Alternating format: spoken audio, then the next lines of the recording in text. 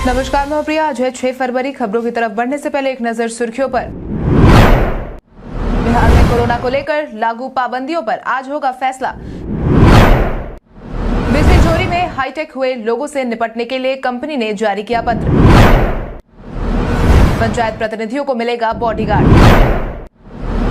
बिहार की कानून व्यवस्था को लेकर एक्टिव हुए सीएम नीतीश। नल जल योजना पूरी करने में शहर से आगे है गांव। अब चले बढ़ते हैं बिहार की 25 बड़ी खबरों की ओर विस्तार से। बिहार में कोरोना को लेकर लागू पाबंदियों पर आज होगा फैसला।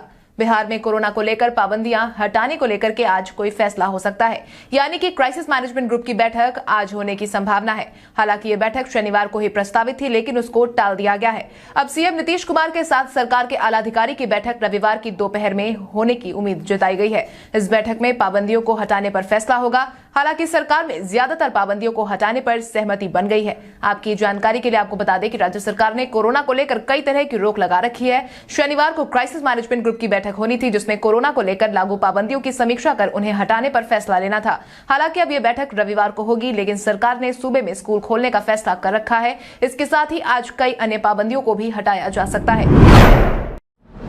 बिजली चोरी में हाईटेक हुए लोगों से निपटने के लिए कंपनी ने जारी किया पत्र।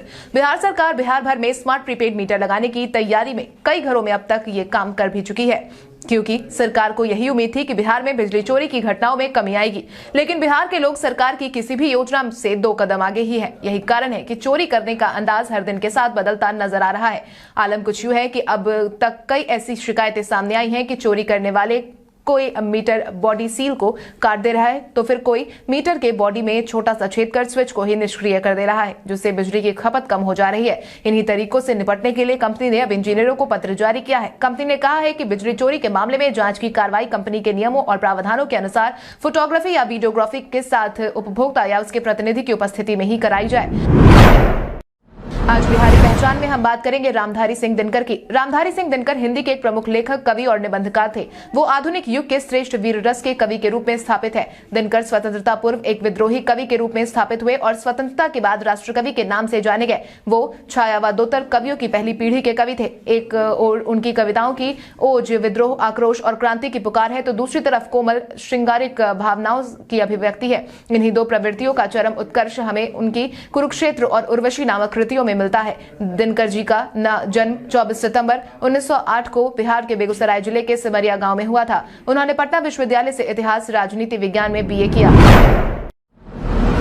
बिहार की कानून व्यवस्था को लेकर एक्टिव हुए सीएम नीतीश। बिहार में बिगड़ते कानून व्यवस्था के मद्देनजर मुख्यमंत्री नीतीश कुमार ने एक बार फिर से 9 फरवरी को समीक्षा बैठक बुलाई है, जिसमें बिहार के डीजीपी समेत बिहार के एडीजी मुख्यालय, एडीजी लॉ एंड ऑर्डर और वरीय पुलिस अधिकारी मौजूद रहेंगे, क्योंकि बीते कई दिनों से बिहार के अलग अलग कोने से आपराधिक मामलों की जानकारी निकल कर सामने आ रही है। इसी को ध्यान में रखते हुए बिहार के मुख्यमंत्री नीतीश कुमार 9 फरवरी के दिन लॉ एंड ऑर्डर की समीक्षा बैठक बुलाएंगे।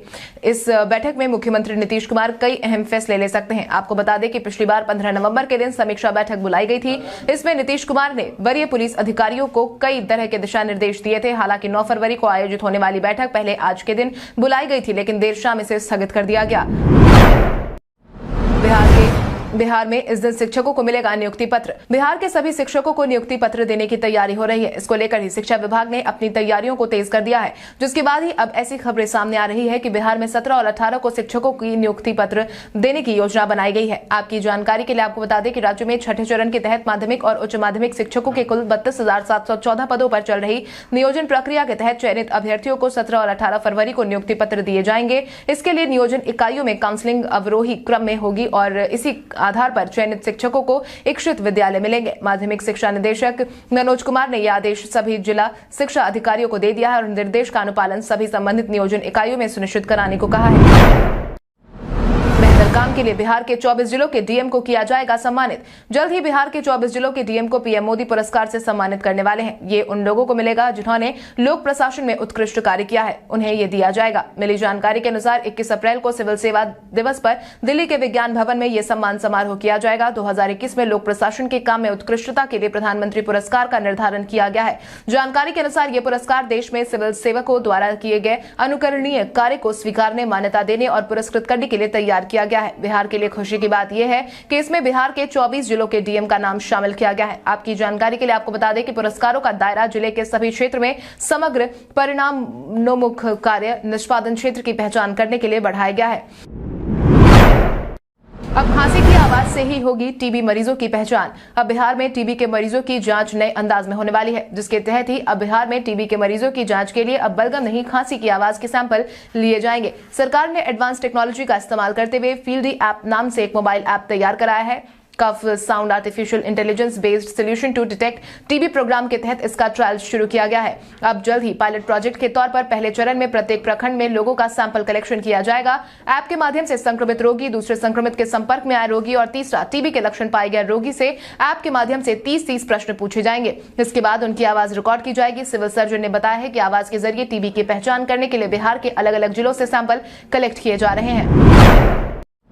पंचायत प्रतिनिधियों को मिलेगा बॉडीगार्ड। शनिवार को परिसदन में पंचायती राज मंत्री सम्राट चौधरी ने संवाददाताओं से बातचीत के दौरान बड़ी जानकारी दी है, जिसके तहत उन्होंने बताया कि पंचायत प्रतिनिधियों की सुरक्षा को लेकर सरकार पूरी तरह सजग है। पंचायत प्रतिनिधि खुद की सुरक्षा को लेकर जिला प्रशासन से बॉडीगार्ड की मांग कर सकते हैं। जांच के बाद संबंधित जनप्रतिनिधि किसी मामले में आरोपित नहीं है तो 6 महीने के लिए बॉडीगार्ड उपलब्ध कराया जा सकता है। आपको बता दें, पंचायत चुनाव के बाद से ही कई मुखिया पर हमले की जानकारी निकल करके सामने आई थी। इसी को ध्यान में रखते हुए उक्त निर्णय लिया गया है। इतना ही नहीं, अब पंचायत प्रतिनिधि अपनी सुरक्षा खुद करने के लिए लाइसेंसी हथियार भी रख सकते हैं। जिलाधिकारी के यहां आवेदन करें। समुचित जांच के बाद हथियार का लाइसेंस मुखियाओं को उपलब्ध करवाया जाएगा। बेसिक ट्रेनिंग के लिए अकेडमी जाने वाले दरोगा को रखने होंगे कुछ दस्तावेज। 28 फरवरी से 15 मार्च के बीच नवनियुक्त दरोगा और सार्जेंट बुनियादी प्रशिक्षण के लिए पुलिस अकेडमी जाना शुरू कर देंगे। बिहार पुलिस में पिछले महीने 2062 दरोगा और 215 सार्जेंट का योगदान कराया गया था। इन्हें बुनियादी प्रशिक्षण के लिए बिहार पुलिस अकेडमी भेजने की जगह जिला बल में प्रशिक्षु के तौर पर योगदान करने के निर्देश दिए गए थे। अब जल्द ये प्रशिक्षण के लिए जाना शुरू करने वाले हैं। इसको लेकर पुलिस अकेडमी ने उन्हें अकेडमिक योगदान कराने के लिए पुलिस मुख्यालय को पत्र लिखा है, जिसमें जरूरी दिशा निर्देश जारी किए गए हैं। जारी पत्र के अनुसार अकेडमी पहुंचने पर उन्हें कोरोना की आरटीपीसीआर जांच रिपोर्ट और वैक्सीनेशन सर्टिफिकेट भी लेकर आना होगा। आरटीपीसीआर रिपोर्ट योगदान की तारीख से 1 सप्ताह पहले तक का होना चाहिए। हिमाचल जम्मू वाली सर्दी का हो रहा है एहसास। बिहार वासियों को अभी ठंड से राहत मिलने की कोई उम्मीद नहीं जताई जा रही है, क्योंकि अभी भी मौसम विभाग ने कई जिलों में बारिश को लेकर अपना अलर्ट जारी किया है। बदलते मौसम के कारण राज्य में एक बार फिर से ठिठुरन वाली ठंड देखने को मिलने वाली है। बिहार के 38 जिलों में हुई बारिश से मौसम पूरी तरह ठंडा हो गया है। वर्तमान समय में बिहार में लोगों ने हिमाचल और जम्मू वाली सर्दी को महसूस किया। वहीं कई जिलों में कश्मीर की बर्फीली हवाओं वाली कनकनी का भी एहसास हो रहा है। मौसम विभाग ने शनिवार के दिन और रात तक किशनगंज, कटिहार, अररिया और पूर्णिया में भारी बारिश को लेकर येलो अलर्ट जारी किया था। साथ ही मुजफ्फरपुर, खगड़िया, बेगूसराय और समस्तीपुर में ओला गिरने का अलर्ट जारी किया गया था। बता दें कि पटना समेत ज्यादातर हिस्सों में कुहासा छाए रहने का अनुमान रविवार को भी जताया गया है। वहीं रविवार से मौसम शुष्क होने की संभावना भी जताई गई है। मैट्रिक की परीक्षा में ओएमआर और उत्तर पुस्तिका पर रहेगी परीक्षार्थियों की फोटो। मैट्रिक परीक्षा में शामिल होने वाले सभी परीक्षार्थियों के लिए अहम सूचना। मैट्रिक परीक्षा में ओएमआर, उत्तर पत्रक और उत्तर पुस्तिका दोनों पर छात्र की फोटो रहेगी। फोटो से छात्र के चेहरे का मिलान वीक्षक आसानी से कर सकेंगे। इसके अलावा उपस्थिति और अनुपस्थिति पत्रक पर भी छात्र की फोटो होगी। इससे फर्जी तरीके से परीक्षा दे रहे छात्र को आसानी से पकड़ा जा सकेगा। इसकी जानकारी बिहार बोर्ड ने सभी परीक्षा केंद्रों को दे दी है। इंटर परीक्षा के साथ ही मैट्रिक वार्षिक की तैयारी बिहार बोर्ड ने शुरू कर दी है, जिसके बाद ही अब मैट्रिक वार्षिक परीक्षा 17 से 24 फरवरी तक होगी। परीक्षा में 16,48,894 परीक्षार्थी शामिल होंगे। प्रदेश भर में 1525 परीक्षा केंद्र भी बनाए गए हैं। पटना जिले में 74 परीक्षा केंद्र है। बिहार की बहू अमेरिका में होगी सम्मानित। बिहार की बेटी अंजलि यादव को American association of cancer research के साल 2022 के प्रतिष्ठित ग्लोबल स्कॉलर अवार्ड के लिए चुना गया है। यह अवार्ड विश्व के 10 युवा वैज्ञानिकों को कैंसर से संबंधित उनके उत्कृष्ट शोध कार्य के लिए दिया जाता है। यूपी के देवरिया जिले में जन्मी अंजलि आईआईटी कानपुर में पुरुषों में होने वाले प्रोस्टेट कैंसर पर 2018 से शोध कर रही हैं, जो जल्द पूरा होने वाला है। उन्होंने बताया कि केंद्रीय विद्यालय चंडीगढ़ में मैट्रिक की परीक्षा पास करने के बाद ही रिसर्च करने का सोच रखा था। अब सपना साकार हो रहा है। हालांकि उन्होंने रिसर्च के संबंध में ज्यादा डिटेल्स बताने से मना कर दिया। बारिश के कारण किसानों को हुआ बहुत नुकसान। बिहार में पिछले 3 दिनों से हो रही बारिश के कारण आम जनजीवन तो बुरी तरह से प्रभावित हुआ ही है। अब मौसम की बेरुखी ने बिहार के दलहन तिलहन किसानों को भी भारी नुकसान पहुंचाया। जहां जहां भी फरवरी महीने में बारिश हुई, वहां पिछले 10 साल का रिकॉर्ड टूट गया। वहीं इस बारिश के कारण किसानों की तिलहन और दलहन और सब्जी उत्पादन में भारी नुकसान हुआ है। कृषि वैज्ञानिकों की माने तो 3 दिन की बारिश में किसानों को उत्पादन में कम से कम 30% का नुकसान उठाना पड़ा है, जो लगभग 800 करोड़ रुपए के आसपास है। मौसम के उतार चढ़ाव के कारण आलू की फसल में भी रोग लगने की आशंका बढ़ गई है। कई इलाकों में आलू की फसल में झुलसा रोग लगने की सूचना भी सामने आने लगी है। फरवरी में बेमौसम बरसात ने लगभग 1.5 लाख हेक्टेयर लगी मसूर की फसल को चौपट कर दिया है और तिलहन की लगभग यही स्थिति बताई जा रही है। बांग्लादेश और भूटान से भारत की करीबी बढ़ाएगा बिहार। प्रधानमंत्री की गति शक्ति योजना को बिहार अब धरातल पर उतारने वाला है। इसलिए पीएम मोदी की गति शक्ति योजना के तहत बीते दिन पटना के गायघाट से एफसीआई का 200 टन चावल लेकर कार्गो शिप बीते दिन रवाना हुई। ये पटना के गायघाट स्थित बंदरगाह को गंगा के रास्ते कोलकाता के हल्दिया बंदरगाह और वहां से बांग्लादेश होते हुए गुवाहाटी के पांडु बंदरगाह तक पहुंचेगा। पटना में इस अवसर पर आयोजित कार्यक्रम में केंद्रीय पत्तन पोत परिवहन एवं जलमार्ग मंत्रालय के मंत्री सर्बानंद सोनोवाल, अश्विनी चौबे, बिहार के उप मुख्यमंत्री तारकिशोर प्रसाद और रेणु देवी, राज्यसभा सदस्य सुशील मोदी, सांसद राजीव प्रताप रूडी मौजूद रहे। वहीं वीडियो कॉन्फ्रेंसिंग के माध्यम से केंद्रीय मंत्री पीयूष गोयल और बांग्लादेश के जहाजरानी मंत्री खालिदा महमूद चौधरी भी शामिल हुए। वेस्टइंडीज के खिलाफ पहले वनडे में ओपनिंग करेंगे ईशान किशन।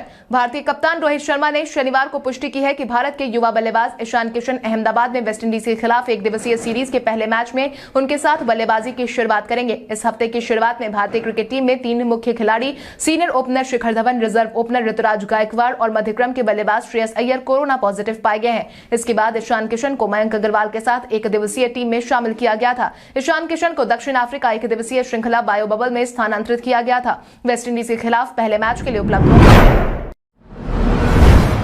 नल जल योजना पूरी करने में शहर से आगे है गांव। मुख्यमंत्री नीतीश कुमार की महत्वाकांक्षी योजना हर घर नल का जल को पूरा करने में गांव ने शहरों को भी पीछे छोड़ दिया है, क्योंकि जो आंकड़े सामने आए हैं उसके अनुसार लक्ष्य के विरुद्ध नल जल का घरों में कनेक्शन देने को लेकर शहरी और ग्रामीण क्षेत्र की रिपोर्ट बिहार विकास मिशन ने जारी की है। गांव में लक्ष्य के अनुरूप 100% तो शहरों में 94% उपलब्धि हासिल हुई है। दिसंबर 2021 तक के प्रदर्शन के आधार पर जिलों की रैंकिंग में मिशन ने जारी की है, जिसके तहत लक्ष्य पूरा होने के बाद भी नए घरों में कनेक्शन दिए जाने का कार्य जारी है। आपकी जानकारी के लिए आपको बता दें कि गांव और शहरों में नल जल कनेक्शन देने की जिलों की रैंकिंग अलग अलग की गई है। गांव में कनेक्शन देने में बांका तो शहरों के मामले में जहानाबाद को पहला स्थान प्राप्त हुआ है। गांव के मामले में बांका, भोजपुर, मुजफ्फरपुर, नालंदा और पूर्वी चंपारण पहले से 5वें स्थान तक है। बालिका गृह कांड को लेकर सरकार के पास 7 फरवरी तक का समय। बालिका गृह कांड को लेकर के इन दिनों बिहार में चर्चाएं तेज है। इसी बीच अब पटना हाईकोर्ट भी इस पूरे मामले में कूद पड़ा है, जिसके बाद ही हाईकोर्ट ने बिहार सरकार को 7 फरवरी तक का समय दिया है। चीफ जस्टिस संजय करोल की डिवीजन बेंच ने इस मामले को काफी गंभीरता से लिया और राज्य सरकार से 7 फरवरी 2022 तक पूरी स्थिति का ब्यौरा तलब किया है। साथ ही कोर्ट ने समाज कल्याण विभाग के अपर प्रधान सचिव को पार्टी बना उन्हें अपने स्तर से जांच करने का निर्देश दिया। अधिवक्ता मणिभूषण प्रताप सिंगर ने पूरे मामले की जांच सीबीआई से कराने की मांग करते हुए भारत के चीफ जस्टिस को पत्र लिखा है। उन्होंने भारत के प्रधानमंत्री, गृहमंत्री और बिहार के मुख्यमंत्री को भी पत्र जारी किया है। राज्य के 4 साइकिलिंग खिलाड़ियों का चयन होगा खेलो इंडिया में।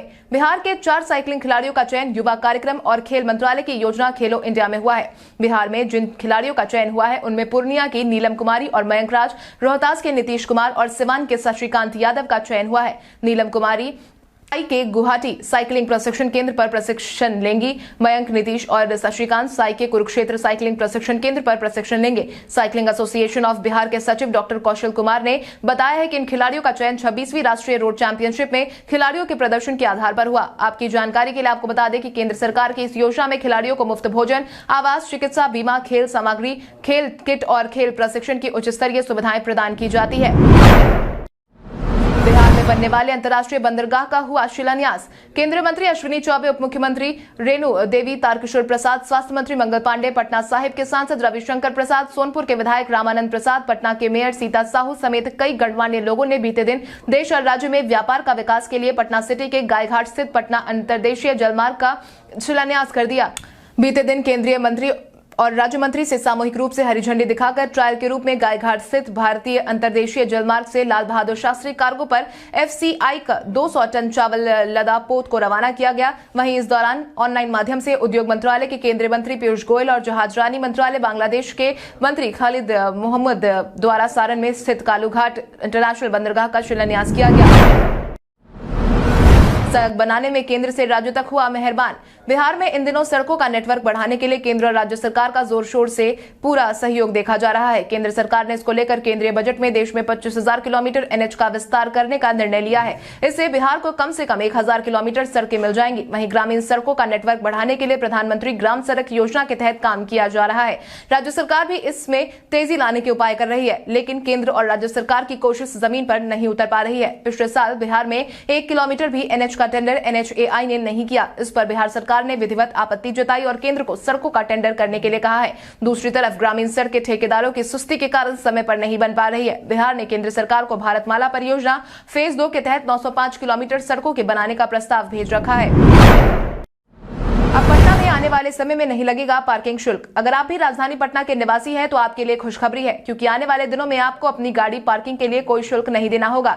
मेरी जानकारी के अनुसार लोगों की सहूलियत को ध्यान में रखते हुए पटना नगर निगम के सभी 36 पार्किंग स्थलों पर वाहन पार्क करने के लिए अब कोई शुल्क नहीं देना पड़ेगा। नगर निगम की स्टैंडिंग कमेटी की मीटिंग में इस पर अब आगे कोई भी फैसला लिया जाएगा। हालांकि अभी इसके प्रस्ताव पर अंतिम मुहर लगना बाकी है। इस प्रस्ताव पर मुहर लगने के बाद नगर निगम के सभी पार्किंग एरिया में पार्किंग मुफ्त हो जाएगी। हालांकि फ्री पार्किंग सेवा का लाभ उठाने के लिए लोगों को अपने मोबाइल में स्वच्छता ऐप डाउनलोड करना होगा। आपकी जानकारी के लिए आपको बता दें कि पटना के 36 पार्किंग क्षेत्रों को स्मार्ट बनाने की तैयारी जोरों पर है। संघ लोक सेवा आयोग यूपीएससी ने निकाली रिक्तियां। संघ लोक सेवा आयोग यूपीएससी ने भारतीय सिविल सेवा परीक्षा 2022 के कुल मिलाकर 816 पद पर आवेदन की मांग की है। इन पदों के लिए शैक्षणिक योग्यता की बात करें तो अभ्यर्थियों के पास किसी भी विषय में स्नातक की डिग्री होना अनिवार्य है। इच्छुक और योग्य उम्मीदवार अंतिम तारीख 22 फरवरी 2022 तक आधिकारिक वेबसाइट upsc.gov.in पर जाकर आवेदन कर सकते हैं। इसके साथ ही आप इन पदों से जुड़ी तमाम जानकारी नीचे डिस्क्रिप्शन बॉक्स में दिए गए URL से जाकर ले सकते हैं। पप्पू यादव ने लिया बदलाव का संकल्प। बीते दिन सरस्वती पूजा के मौके पर जा प्रमुख पप्पू यादव ने बड़ा संकल्प लिया, जिसके तहत उन्होंने बेटियों की सुरक्षा और बेरोजगारी की प्रतियोगी परीक्षा समय पर सुनिश्चित करवाने का संकल्प लिया है, जिसको लेकर उन्होंने बीते दिन कहा कि हमें अपनी बेटियों को आत्मनिर्भर बनाने के लिए सबसे पहले उसकी सामाजिक सुरक्षा सुनिश्चित करने की पहल करनी होगी। वहीं पटना के गायघाट बालिका गृहकांड में लड़कियों के यौन शोषण की कथित घटना की तरफ इशारा करते हुए पप्पू यादव ने बिहार की बेटियों के लिए असुरक्षित माहौल का जिक्र किया। उन्होंने कहा कि जब तक देश और बिहार में बेटियों की सुरक्षा के अनुकूल माहौल नहीं बनता तब तक वो आत्मनिर्भर नहीं होंगी। भारत के इतिहास में आज की तारीख कई कारणों से दर्ज। 1959 में भारत में केरल उच्च न्यायालय का न्यायाधीश के रूप में अन्ना चांडी को नियुक्त किया गया। वो उच्च न्यायालय में नियुक्त होने वाली पहली महिला न्यायाधीश बनी। देश का पहला पेसमेकर बैंक 1999 में कोलकाता में स्थापित हुआ। भारत के पूर्व प्रधानमंत्री मनमोहन सिंह ने 6 फरवरी साल 2008 को आइसलैंड के राष्ट्रपति राग्रा ग्रिम्सन से बातचीत की। 6 फरवरी 2008 को ही देश के औद्योगिक विकास में महत्वपूर्ण योगदान के लिए उद्योगपति MP जिंदल को उद्योग रत्न से नवाजा गया। 6 फरवरी साल 2009 में भारत ने नेपाल के साथ लगी अपनी सीमा पर 3 बड़े बांधों के निर्माण के लिए 9.45 करोड़ रुपए की आर्थिक सहायता दी। 1890 में भारत रत्न सम्मानित महान स्वतंत्रता सेनानी खान अब्दुल गफ्फार खान का जन्म हुआ। 1931 में स्वतंत्र भारत देश के पहले पंत प्रधान जवाहरलाल नेहरू के पिताजी और नेता मोतीलाल नेहरू का लखनऊ में जन्म हुआ। इंस्टाग्राम पर आया एक कमाल का फीचर। इंस्टाग्राम अपने प्लेटफॉर्म पर बच्चों और युवाओं के लिए सुरक्षित जगह बनाना चाहता है। मेटा के स्वामित्व वाली कंपनी ने सुरक्षित इंटरनेट दिवस 2022 से पहले भारत में टेक ए ब्रेक फीचर शुरू किया है। ये फीचर भारत सहित सभी देश में शुरू किया गया है। जैसा कि नाम से पता चलता है कि take a break feature user को इंस्टाग्राम से ब्रेक लेने के लिए कहेगा और सुझाव देगा कि वो ऐप से ब्रेक लेने के लिए रिमाइंडर सेट करे। ये फीचर उन लोगों के लिए बहुत अच्छा है जो अपना बहुत ज्यादा समय इंस्टाग्राम पर बिताते हैं। टेक अ ब्रेक फीचर हर बार तब पॉप अप होगा जब यूजर ऐप पर बहुत समय बिताएंगे। यूजर को इंस्टाग्राम से ब्रेक लेने के लिए कहा जाएगा और सुझाव दिए जाएंगे कि वो भविष्य में और अधिक ब्रेक लेने के लिए रिमाइंडर सेट करे। कल हमारे द्वारा पूछे गए सवाल का जवाब आप में से बहुत सारे यूजर ने हमें कमेंट करके दिया था, उसके लिए आपका बहुत बहुत धन्यवाद। आप में से जिन यूजर का कमेंट हमें अच्छा लगा है उनके नाम है विनोद कुमार, मुन्ना यादव, जितेंद्र ठाकुर, नुन्नू कुमार, मुन्ना कुमार, राम सगुनदास, निधि चौधरी, वाल्मीकि सिंह, विजय कुमार, रघुनाथ प्रसाद, एहसन, रुपेश कुमार। आप इसी तरह हमारे सवालों का जवाब देते रहे। हम हर दिन वीडियो के अंत में आपका नाम लेने की पूरी कोशिश करेंगे। तो चलिए बढ़ते हैं आज के सवाल की ओर। आज का सवाल कुछ इस प्रकार है। आपके अनुसार आज भारत बनाम वेस्ट इंडीज के बीच खेले जाने वाले मुकाबले में किस टीम का पर्राज ज्यादा भारी है? अपने जवाब हमें कमेंट करके जरूर बताएं। इसके साथ ही आज के लिए बस इतना ही। बिहार की बड़ी खबरों से अपडेटेड रहने के लिए हमारे YouTube चैनल को सब्सक्राइब करें और बेल आइकन दबाना ना भूलें। धन्यवाद।